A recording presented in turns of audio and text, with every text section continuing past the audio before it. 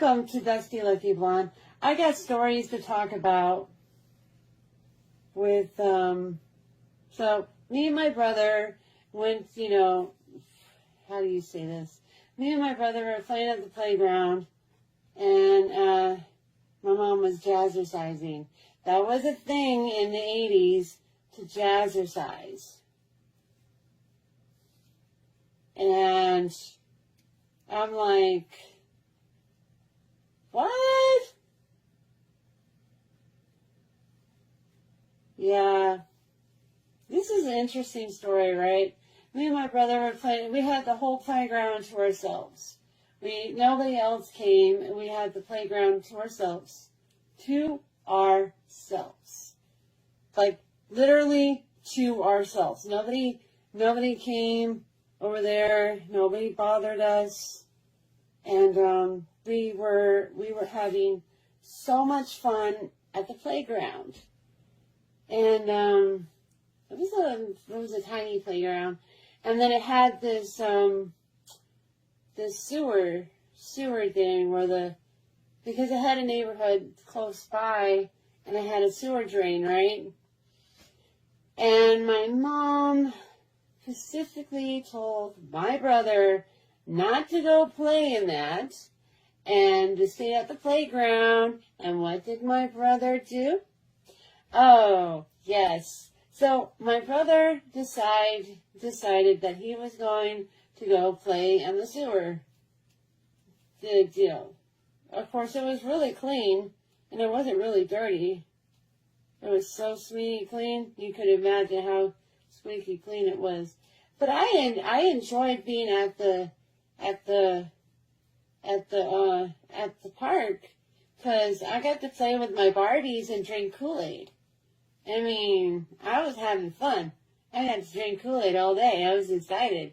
That was the highlight of my life, drinking Kool-Aid and playing with my Barbies at the park. And like I said, nobody messed with us. There was nobody there. It was just us.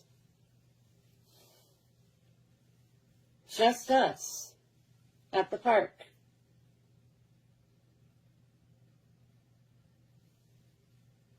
And yes, we did have weirdos back then too. So don't act like, no, that we always have weirdos. Weirdos are in every generation. You can't go out without a generation without having a weirdo or a stupid person. I don't know. I don't know the laws of physics here, but that's how it was. I mean, seriously. So it was just me and my brother, and we were just playing, and then he all of a sudden wanted to go in the sewer drain. This was actually a big sewer, It's like one of those big ones, right? And the water from the deal, yeah. Really? Yeah. It also catches water too, so it's not just necessarily catches poop. So it looked like, like a little deal there, but it was, Anywho, I'm drinking my Kool-Aid and playing with my Barbies, and then I noticed my brother disappeared, and I'm like, where did my brother go? And all of a sudden, he's in the storm, the sewer deal, whatever. And I said, what did Mom say? He says, I'm just going to go pick a flower from Mom. Like, he's 3 years older than me. But what did Mom say? But I'm going to pick this flowers. And then he slips on the seaweed or he slips on this, I don't know what it was, but luckily it was some kind of fungus or something. Luckily nothing, like that. And then he busts his eyebrow and I'm like, and then it's like blood is gushing out of him, and I'm like, I gotta go tell Mom. He's like, yeah, don't tell Mom. And he's like blood dripping down his face. No, don't tell Mom. Don't tell Mom. He's like running after me.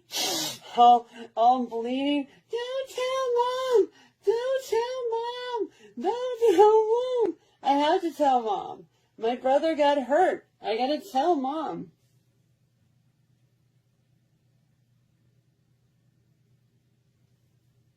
So we were at the hospital. Hang on. I go in, I tell the lady, it's like, is my mom there? And it's like, who's your mom? And she says, there's this little girl looking for her mom. And my mom's like, oh, don't I ever get a break? He says, Mom, don't be mad. But Mark hurt himself. Oh, man. And then we rushed him, rushed him to the hospital. And he had to get stitches in his upper deal. And it's like, oh, man. I mean, seriously? And then we came back to the park to get the toys and the Kool-Aid and all that stuff was still there. It was still there. Nobody touched it. Probably today somebody would have touched it and stole the Kool-Aid and stole all the Barbies and everything. But I think I'm really blessed. It's like, okay, as I was saying, don't tell Mom, don't tell Mom, don't tell Mom. And I walk in and I said, is my mom there? And it's like, excuse me, but a little girl is looking for her mom. And my mom's like, oh, just when I was about to get into the workout. And then she says, what?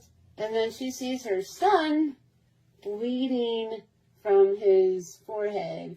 And it's like the blood is just gushing out. And he was like crying and he's like, I'm a hero to my brother.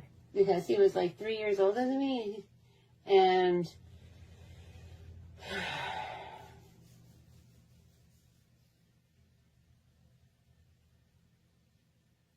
yeah. And so he had to get stitches. And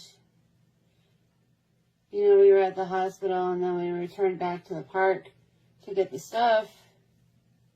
And the stuff was still there. The Barbie was still there. The Kool-Aid was still there. Everything was not touched. Everything was still there. We could have left it there and never came back for it, but we did. We came back for the Kool-Aid. We came back for the Barbie. And everything was still there. I mean, that's faith, man. And I love that Kool-Aid. I was the only one drinking it. My brother, he didn't drink none of that Kool-Aid.